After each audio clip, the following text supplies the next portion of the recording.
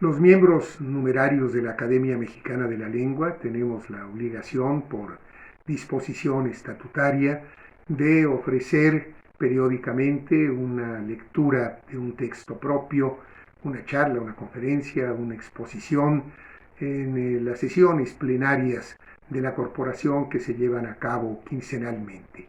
Cuando fui elegido director de la Academia, consideré que sería muy pertinente que estas lecturas, que estas exposiciones pudieran tener un carácter público para que la Academia Mexicana de la Lengua pudiera cumplir de mejor manera su función de difundir el conocimiento, no nada más de carácter lingüístico, sino de la cultura en general en beneficio de la sociedad.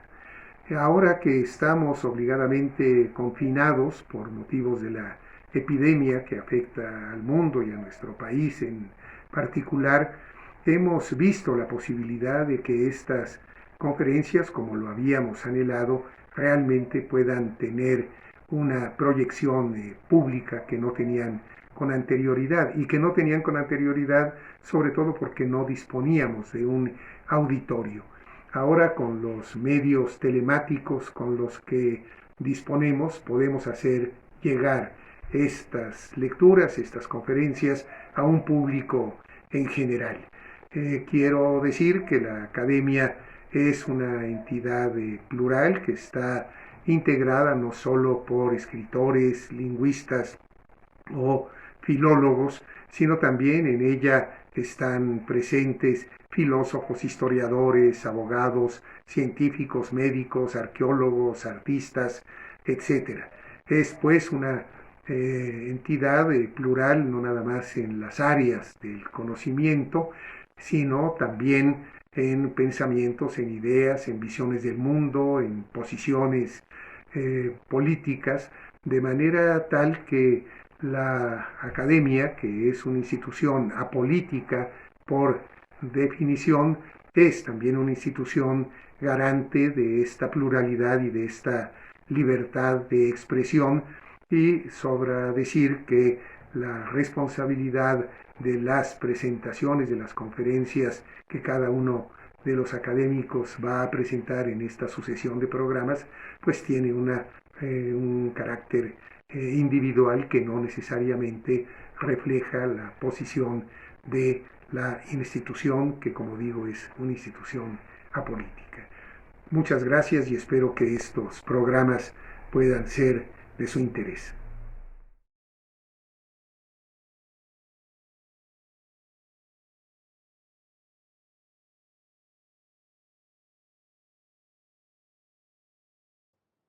Muy buenas tardes, compañeros, colegas, amigos, amigas.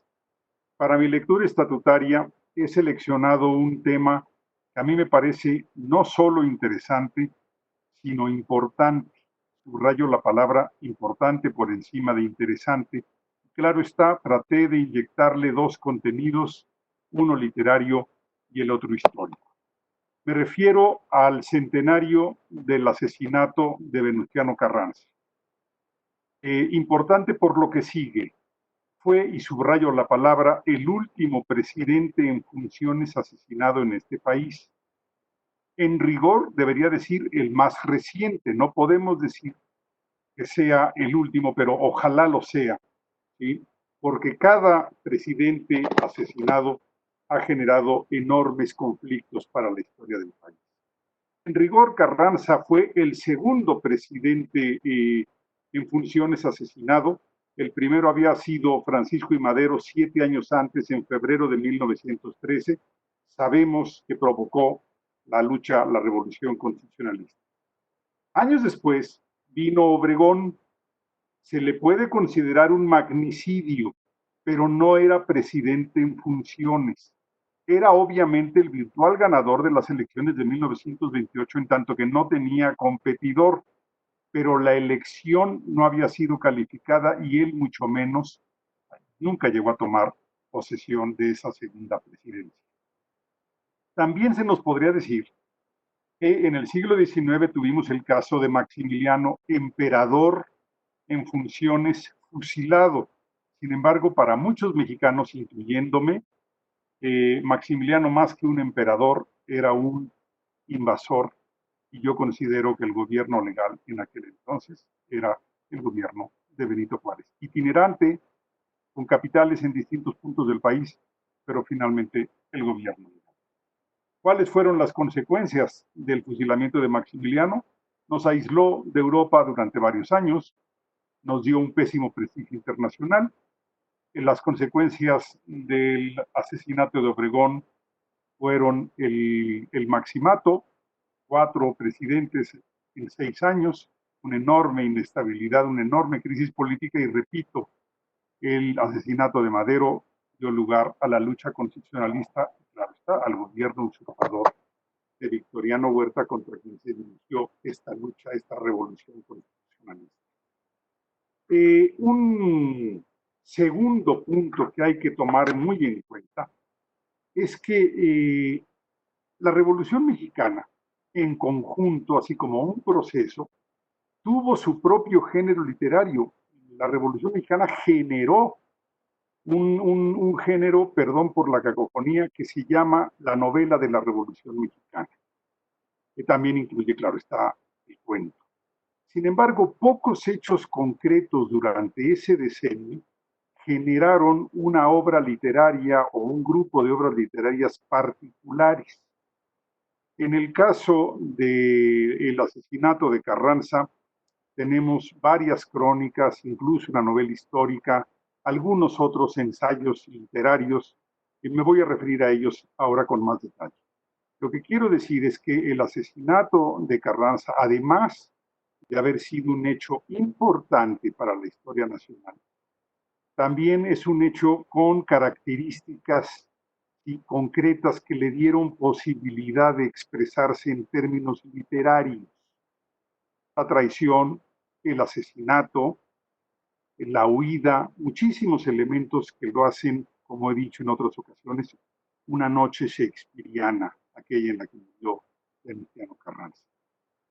Los elementos, los repito, asesinato o suicidio, la polémica si asesinato o suicidio, la traición, la huida, el desfalco nacional, en fin, tantos elementos sí, que hicieron posible que algunos escritores de magnífica calidad nos dejaran, nos legaran algunas páginas sobre el asesinato de Carranza. Comienzo señalando nada menos que a Martín Luis Guzmán, miembro de la Academia Mexicana de la Lengua. Él escribió o publicó en 1958 un precioso texto que se llama Muertes Históricas. Se refiere a 2 muertes. Nos quedó a deber otras más. Prometió que ese libro iba a tener una secuela, no lo hizo, pero en este Muertes Históricas se refirió a la de Porfirio Díaz, el tránsito de Porfirio Díaz, y a la de Carranza, a la que llamó el ineluctable fin de Venustiano Carranza. Ineluctable, según el diccionario de la Real Academia, es algo contra lo que no puede lucharse, un destino inapelable. Esto fue como Martínez Guzmán definió la muerte y el asesinato de Venustiano Carranza. Es una recreación literaria, no es un testimonio, en tanto que Martín Luis Guzmán no estuvo presente en aquella noche de Tlaxcalantón. Francisco el Urquizo sería el segundo ejemplo, famoso general y novelista de la Revolución, cronista de la Revolución, muy cercano a Madero, muy cercano a Carranza, y luego se dedicó a la literatura. Nos dejó sobre todo la novela Tropa Vieja de 1943, pero en referencia al asesinato de Carranza, él escribió varios textos memorialísticos, un par de crónicas, las más importantes, podríamos decir incluso, que es el mismo texto con varias ediciones diferentes, algunos ajustes entre una y otra. México Tlaxcalantongo en 1932 y, digamos, la versión más acabada, el asesinato de Venustiano Carranza de 1959. Del mismo año, 1959, no es casual, era el centenario del nacimiento de Venustiano Carranza y por lo tanto se generaron pues, muchas discusiones, obras, discursos, monumentos, actos cívicos, etcétera, etcétera, etcétera. Decía, de 1959 también fue la novela histórica de Fernando Benítez, El Rey Viejo. Por cierto, parte de la historia oral en el gremio nos dice que nuestro exdirector de la Academia de la Lengua, obviamente miembro de muchos años de ella, don José Guadalupe, José G. Moreno de Alba, como lo conocíamos, la historia oral decía que él había hecho una tesis de licenciatura sobre la novela histórica de Fernando Benítez, El Rey Viejo, a la que estamos aludiendo, acusándolo, señalándolo de plagio. Bueno, en realidad entré en contacto con su hijo Rodrigo y me desmintió. Me dijo que esa no fue la tesis de su padre. La tesis de su padre fue, lo es, vitalidad de la forma en re del español hablado en México.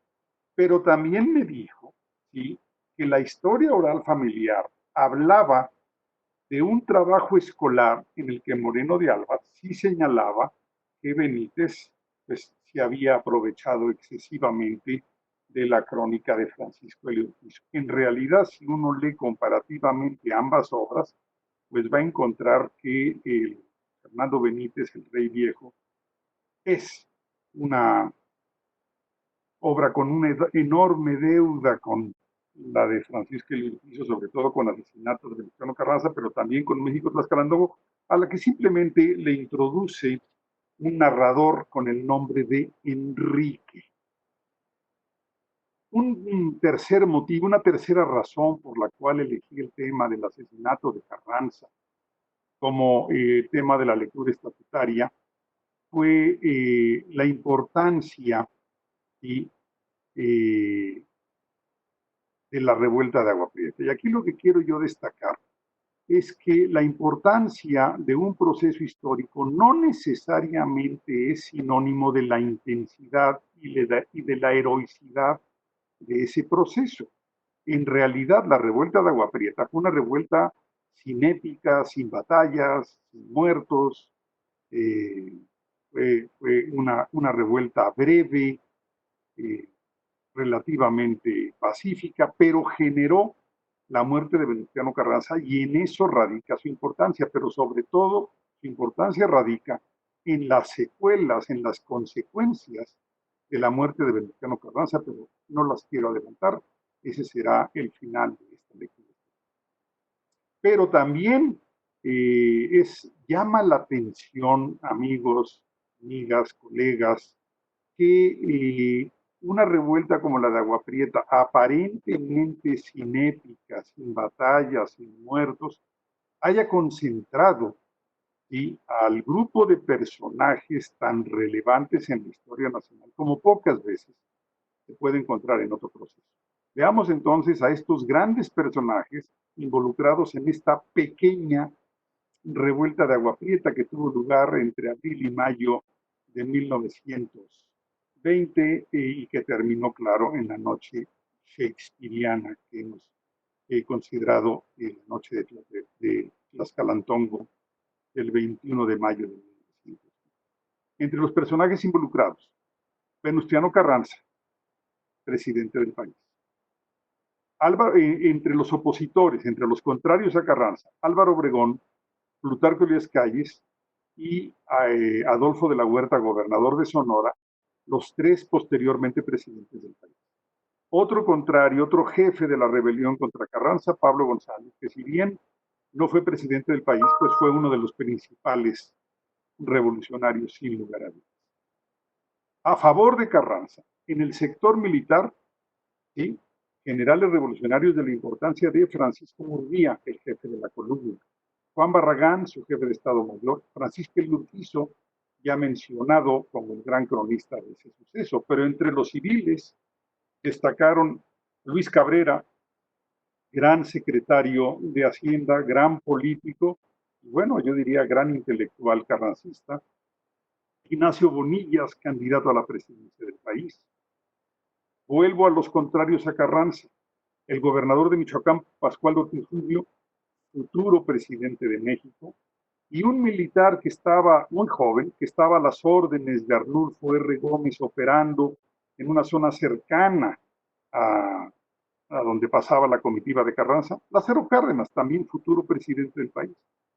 Y bueno, para justificar que este proceso diera lugar a obras literarias, pues la participación de personajes horrendos como Manuel Peláez, el, digamos, general en jefe de las guardias blancas de las compañías petroleras, como Jesús Guajardo, que un año antes había sido el asesino de Emiliano Zapata, premiado por Carranza, ascendido por Carranza, y un año después, de abril de 19 a abril de 20, exactamente un año después, traicionó también a Carranza y fue de los principales militares en el acoso a la comitiva de Carranza. Lo que sí llama la atención, y con esto pasamos a otro punto, es que si se fijan, amigos, amigas, colegas, no hubo participación popular y no hubo participación de la sociedad civil. La revuelta de Agua Prieta fue un conflicto entre las dos principales élites del momento, la élite carrancista y la élite obregonista. Me niego a llamarla élite sonorense, ¿sí? Porque además de Obregón, de Calles, de Adolfo de la Huerta, de Arnulfo R. Gómez, el jefe de Lázaro Cárdenas, pues hubo participación sin lugar a dudas, de estados como Zacatecas, Guerrero, Sinaloa, Chihuahua, en fin, Michoacán que ya mencionamos, todo el país prácticamente en su clase política y en su sector militar, no la sociedad civil, no los sectores populares, se levantaron contra, contra Venustiano Carranza. Quisiera pasar ahora a detallar el proceso, ¿sí?, de la revuelta de Agua Prieta que dio lugar a la noche shakespeariana de Tlaxcalantongo. Lo primero, para no hacer digamos, la historia muy larga, me voy a concentrar en tres momentos. Uno, la salida de Venustiano Carranza de Ciudad de México, el enorme convoy ferrocarrilero que organizó Carranza hacia el 6 de mayo para poder abandonar la ciudad el 7 de mayo. Ha habido enormes acusaciones en el sentido de que Carranza salió huyendo de la capital del país con el Tesoro Nacional. Bueno, vamos a ser un poco más precisos.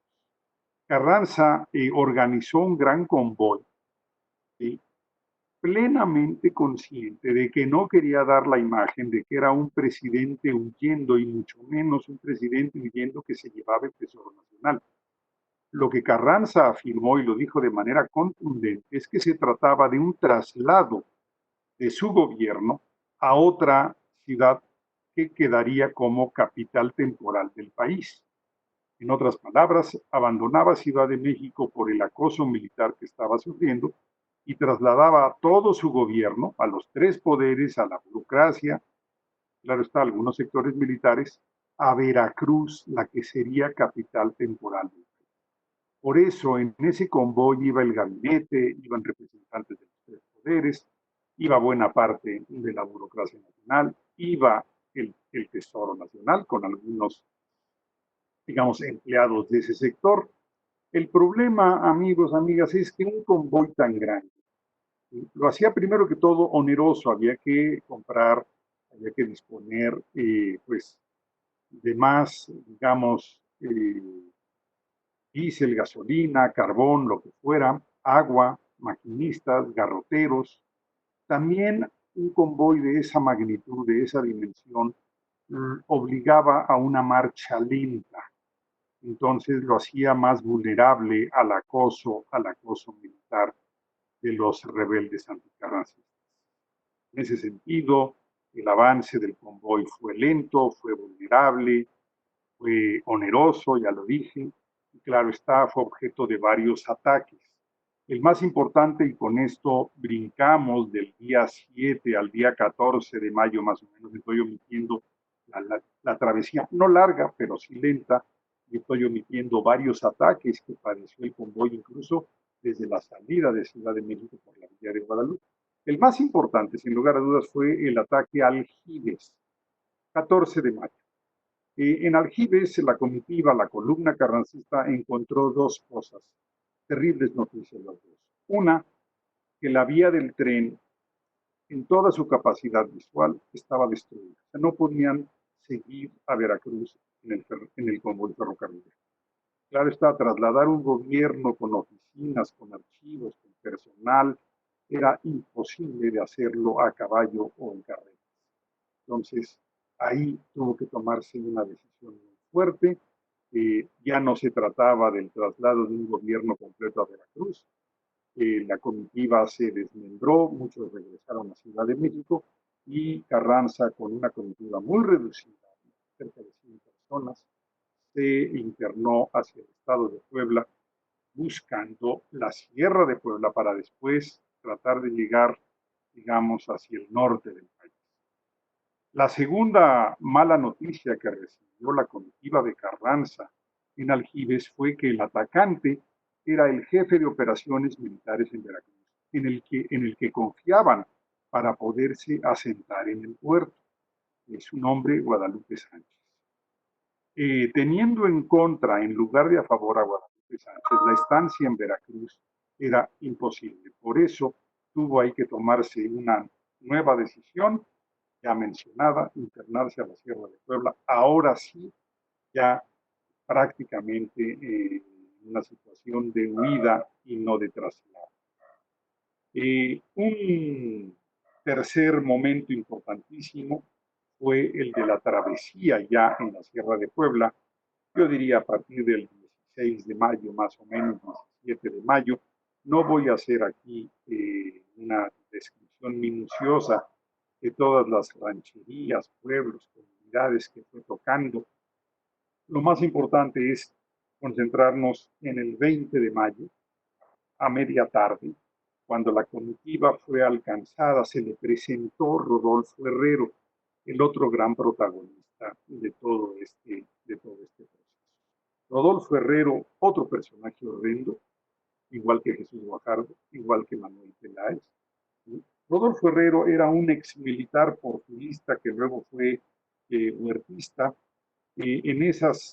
Con esa característica, cuando el ejército huertista fue disuelto en Teoloyucan, agosto de 1914, pues Rodolfo Herrero quedó desempleado, regresó a su región, que es Sierra de Puebla. Él era originario de Zacatlán de las Manzanas, y bueno, ahí se hizo general, bueno, se hizo rebelde pelaecista a partir de principios de 1915, y en 1919 alcanzó el grado de general pelaecista, esto es, general de las fuerzas de Manuel Peláez, aquel al que ya describí como el líder de las guardias blancas de las compañías petroleras. Sin embargo, el ejército de Manuel Peláez, una vez concluida la Primera Guerra Mundial, Inglaterra y Estados Unidos tuvieron urgencias menores.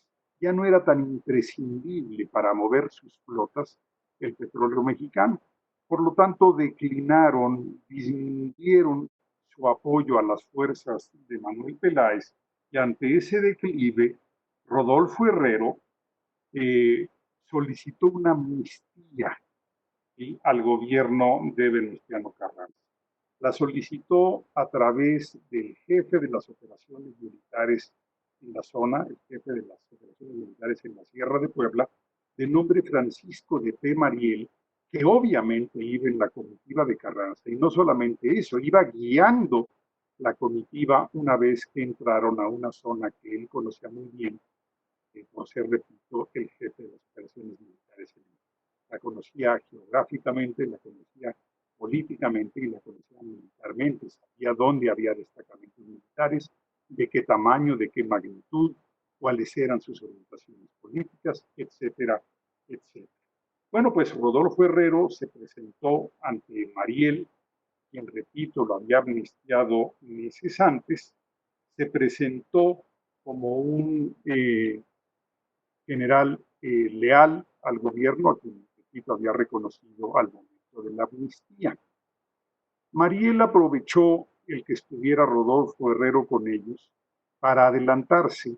Lo hacía prácticamente todas las noches, una vez entrado a la Sierra de Puebla, para irse como vanguardia, para ir como avanzada a ver las condiciones militares, políticas de las zonas que iban a atravesar en la parte siguiente de la travesía. Rodolfo Herrero entonces se quedó como conocedor de esa zona, conocedor inigualable de esa zona, un poco como el gestor, como el anfitrión de la comitiva carrancista. Y lo primero que hizo fue, y estamos hablando de la tarde del 20 de mayo, ofrecerle a Carranza, convencer a los jefes de la comitiva que durmieran, que pernoctaran en el pueblo de Tlaxcalantongo. Los llevó al pueblo de Tlaxcalantongo, ubicó al contingente carrancista en diferentes chozas, en diferentes casuchas. Al presidente Carranza le consiguió algo para cenar. En fin, la comitiva carrancista quedó dividida, repito, en varios jacales, a petición del propio Carranza, una vez instalados. Rodolfo Herrero colaboró con la columna, con los responsables de la seguridad de la columna en la que iba Carranza, de poner los centinelas esa noche. Pues claro, él conocía como nadie la población de Tlaxcalantongo. Una vez cenado e instalado Carranza en la choza, que sería, como él dijo, Palacio Nacional por las siguientes horas, una vez instaladas también, instalados los centinelas, Rodolfo Herrero pidió permiso para retirarse al pueblo de al lado a resolver algunos asuntos familiares. ¿Sí? En realidad lo que hizo Rodolfo Herrero, estamos hablando de las 8 o 9 de la noche, fue ir a tener un conciliábulo con su gente y con los, digamos, hombres de fuerza en las poblaciones cercanas. Todos eran anticarrancistas, era una región anticarrancista, era una región pelaecista. Todos eran anticabreristas. Me refiero a Luis Cabrera, colaborador de Carranza, el secretario de Hacienda, y me refiero también a Alfonso Cabrera, su hermano, quien era el gobernador de Puebla en ese momento. Ambos, Alfonso y Luis, también originarios de la Sierra de Puebla, y quienes tenían viejos pleitos, sobre todo con la familia Márquez, que era pues parte del contingente de Rodolfo Herrero. De hecho, el jefe de Estado Mayor de Rodolfo Herrero era parte de esta familia, Miguel Márquez, y por lo tanto había ahí condiciones de odio, de rechazo, de repudio mutuo, que va a explicar lo que sucederá en las próximas horas. Rodolfo Herrero regresó como a las 4 de la madrugada y para encabezar un ataque a la población de Tlaxcalantongo. No regresó para pedir la rendición de Carranza. Regresó en un claro ataque, 4 de la mañana. Como dijo el escritor Luis Cardosa y Aragón, regresó para asesinarlo. Lo que dice Luis Cardosa y Aragón es que la muerte de Carranza fue producto de un safari, es la palabra que utiliza, una cacería, lo que se hizo con Venustiano Carranza.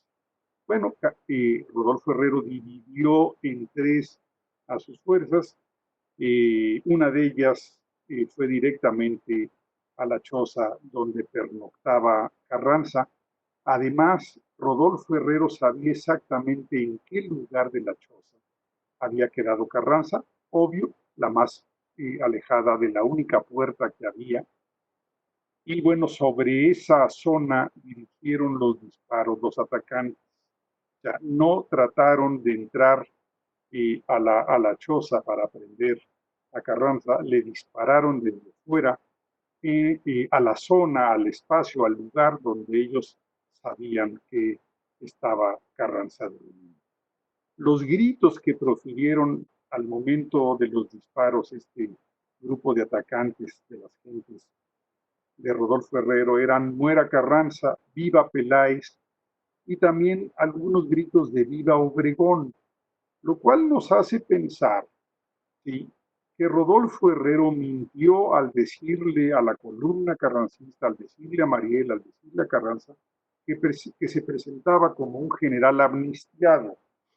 Él era un general pelaecista y Manuel Peláez ya había reconocido semanas antes al Plan de Agua Prieta, ya había reconocido la rebelión de Obregón y por lo tanto, en tanto que pelaecista, es probable que Rodolfo Herrero ya fuera aguaprietista antes de esa noche. Sabemos quiénes dormían con Carranza en ese jacal: su secretario de Gobernación, Aguirre Berlanga, su director de correos y 3 asistentes personales, ayudantes de cámara, ¿sí? Ignacio Suárez, Pedro Gil Farías y Octavio Amador. Insisto, ayudantes personales. Cuando empezaron los disparos, nos narran 2 de esos acompañantes, incluso escribieron posteriormente testimonios, nos narran que se oyó la voz de Carranza que dijo: ya me dieron en la pierna. Y segundos después dijo: veo verde, lo cual nos habla de que Carranza no solamente había recibido disparos, sino que entraba ya en agonía.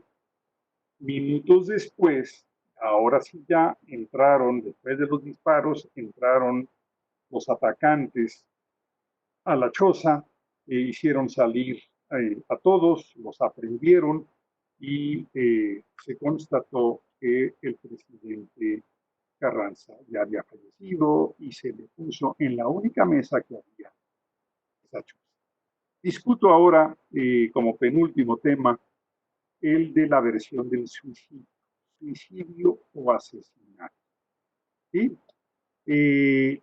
La realidad, ¿sí?, es que los acompañantes de Carranza fueron, repito, inmediatamente hechos presos por el que encabezaba la unidad de ataque del grupo de Rodolfo Herrero, que se llamaba Facundo Garrido. Facundo Garrido les hizo saber a estos acompañantes de Carranza que estaba enterado de que el general Mariel regresaba, ¿sí?, de la zona donde había él salido la víspera en labores de vanguardia, de avanzada, que regresaba a Matacaballo para atacar a Rodolfo Herrero. Lo que les dijo Facundo Garrido a estos acompañantes de Carranza es que su presencia dificultaba la huida, quedaría más lenta la huida, y por lo tanto lo más correcto para él era fusilarlos, para así facilitar su huida. A menos que, esta es la parte fundamental, amigos, a menos que se redactara un acta en la que se dijera que Carranza se había suicidado con su pistola. Y en efecto existe esta acta, fue redactada, está en el archivo de Plutarco Elías Calles, ahí lo consulté yo, pero es un acta absolutamente inverosímil. Primero que todo, está dirigida a Mariel, quien, repito, solamente por ser conocedor de la zona, había hecho labores de avanzada, de vanguardia, y se había, desprendido de la columna la noche anterior, pero no era jefe.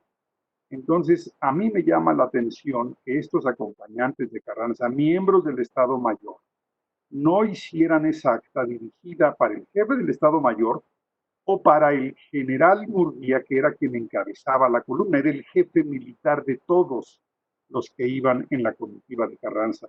En cambio, dirigida a Mariel y simplemente para pedirle que no atacara al grupo de Facundo Garrido en el que ellos irían, ¿sí?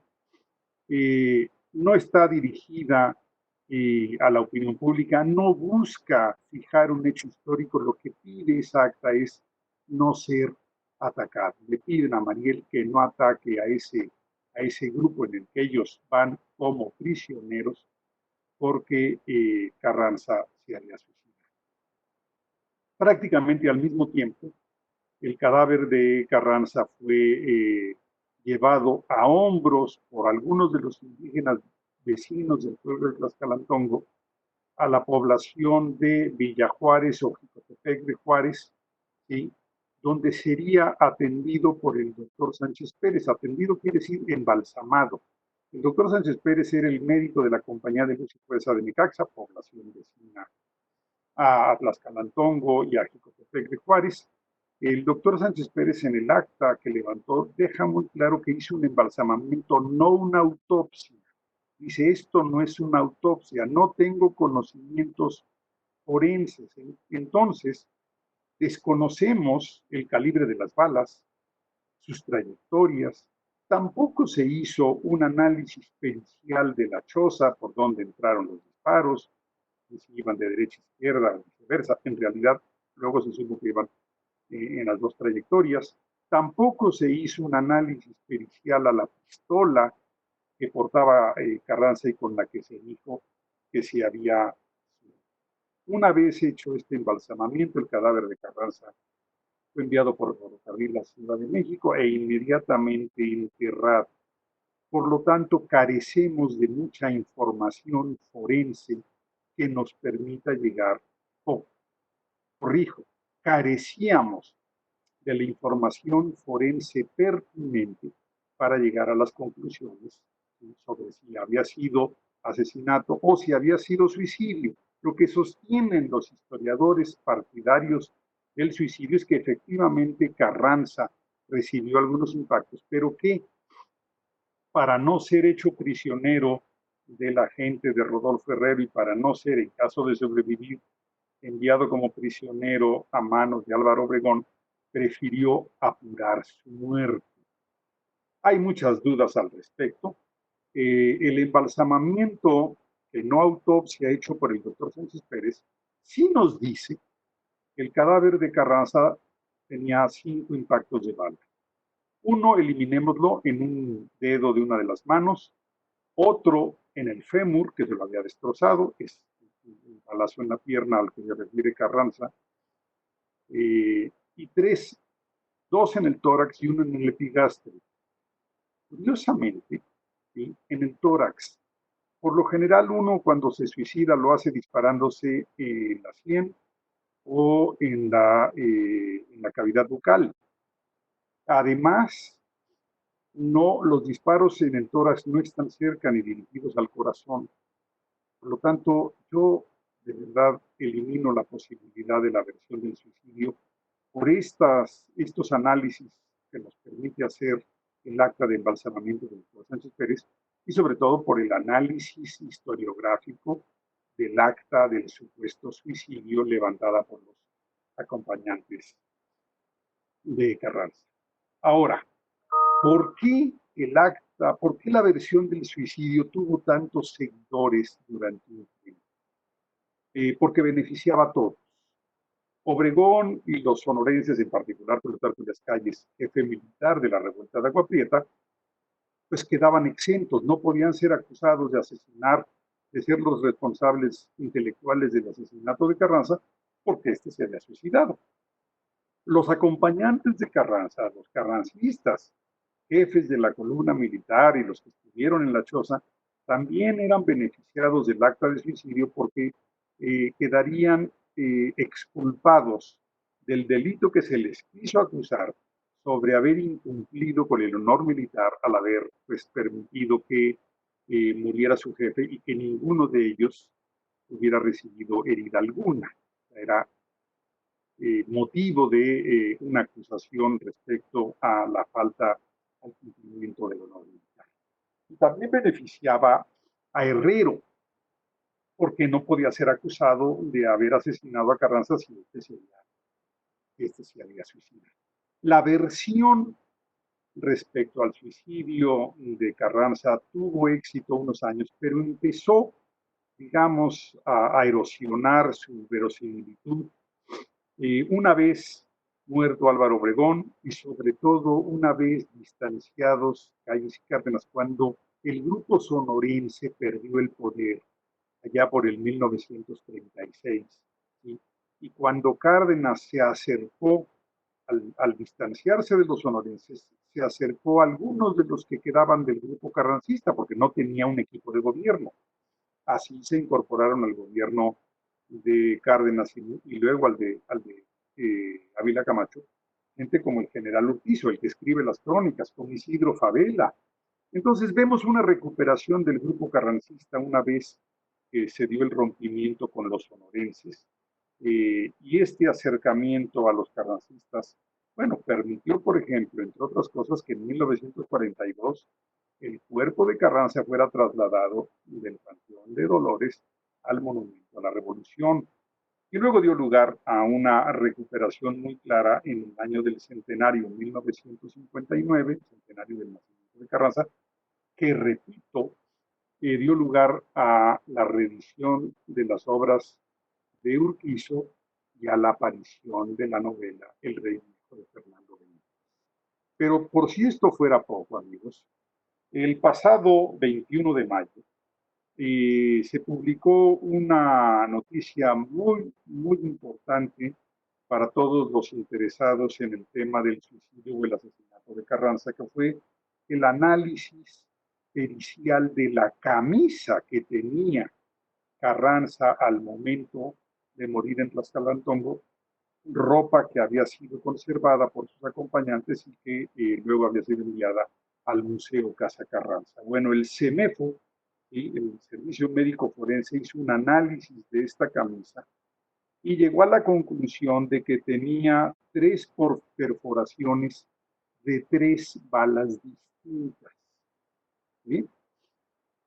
No hay el análisis del calzón o del pantalón que usaba esa noche Carranza, que traía puesto Carranza, porque nos daría luces sobre el balazo en el fémur. Pero de todas maneras, con el análisis de la camisa, queda claro que los dos balazos en el tórax y el balazo en el epigastrio proceden de pistolas distintas. ¿Sí? Claro, los que defienden la versión del suicidio dicen que de todas maneras existe la posibilidad de que Carranza haya sido alcanzado por la bala en la pierna, por la bala y por dos de las balas, digamos, en la zona torácica y estomacal, y que él haya apurado su muerte con una de estas tres balas distintas, ¿sí? Con una de las tres que registra la camisa. El problema es que el CEMEFO no encontró y no nos lo dice por no haberlo encontrado, restos de pólvora o restos de quemadura, ¿sí? Huellas que siempre dejan los disparos muy cercanos. Entonces, para mí, la versión del suicidio, pues ahora sí ya quedó liquidada y tenemos que concentrarnos en la versión del asesinato. Amigos, amigas, concluyo con el último punto. La importancia, vuelvo al análisis inicial, la importancia de la muerte de Carranza. Recuerden ustedes, el asesinato de Madero dio lugar a la lucha constitucionalista y, claro está, dio primero lugar a la llegada de Victoriano Huerta. El asesinato de Obregón dio lugar al maximato. ¿A qué dio lugar, ¿sí?, el asesinato de Venustiano Carranza? Bueno, curiosamente, a diferencia de los dos magnicidios previos, el de Madero y Obregón, el magnicidio, el asesinato de Carranza trajo para la historia nacional secuelas positivas. Aquí quiero cambiarme, digamos, de casaca profesional. Abandonemos al biógrafo, dejemos la biografía y pasemos a la historia. No nos importa ya de qué manera murió Carranza. Lo importante es que desaparece, ¿sí?, del proceso histórico nacional y con él desaparece su grupo, acusados, ¿sí?, de no haber cumplido con el honor militar y desplazados por la llegada de Obregón, Calles y todos los demás.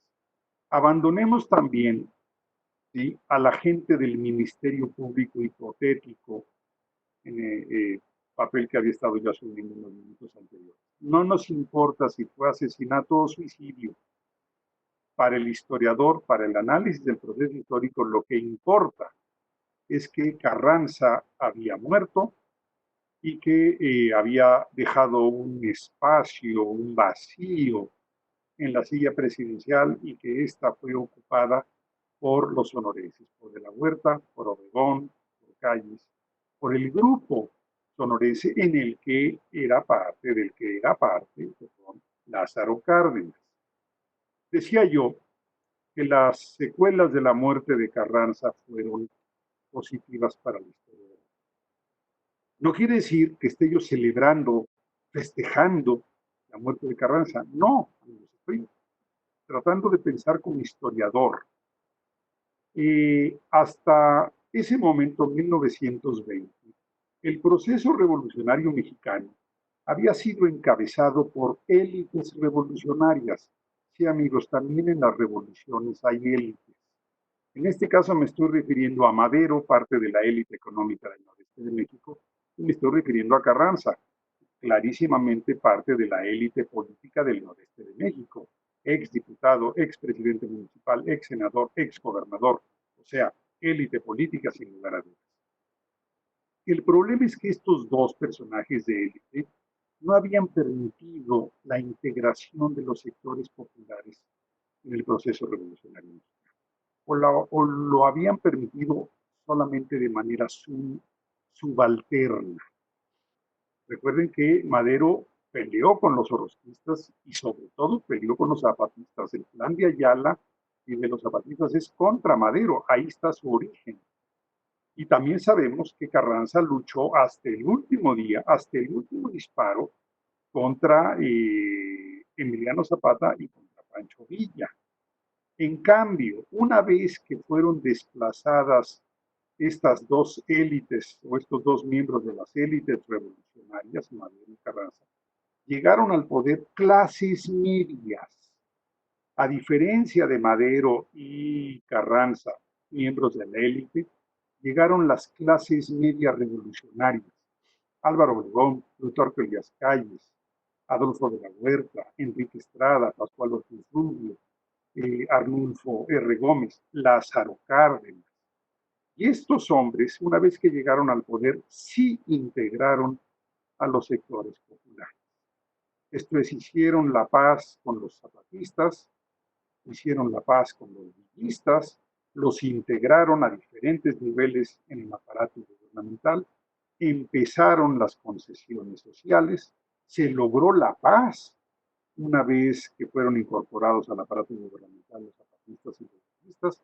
Entonces, concluyo diciendo que con la salida de Carranza del aparato político mexicano, con la llegada de Álvaro Obregón y los demás miembros de las clases medias, dio inicio el Estado mexicano postrevolucionario, un Estado que va a permanecer en el poder hasta el sexenio de Lázaro Cárdenas, ¿sí? Con políticas de concesiones clarísimas a los sectores populares, con una visión muy integrada de la Revolución Mexicana, una visión popular de la Revolución Mexicana. Entonces, amigos, lo importante, ¿sí?, de esta lectura estatutaria, a mi modo de ver, concluyo con un intento de versión literaria, es que en aquella horrible madrugada oscura, lluviosa, en aquella choza humildísima del pueblo de Tlaxcalantongo, en aquella noche shakespeariana en la que Venustiano Carranza fue asesinado por una partida horrenda de gente de Rodolfo Herrero, nació el Estado mexicano postrevolucionario. Repito, la belleza de los procesos históricos no está correlacionada necesariamente con su importancia histórica. El Estado mexicano postrevolucionario nació en aquella noche auténticamente shakespeariana.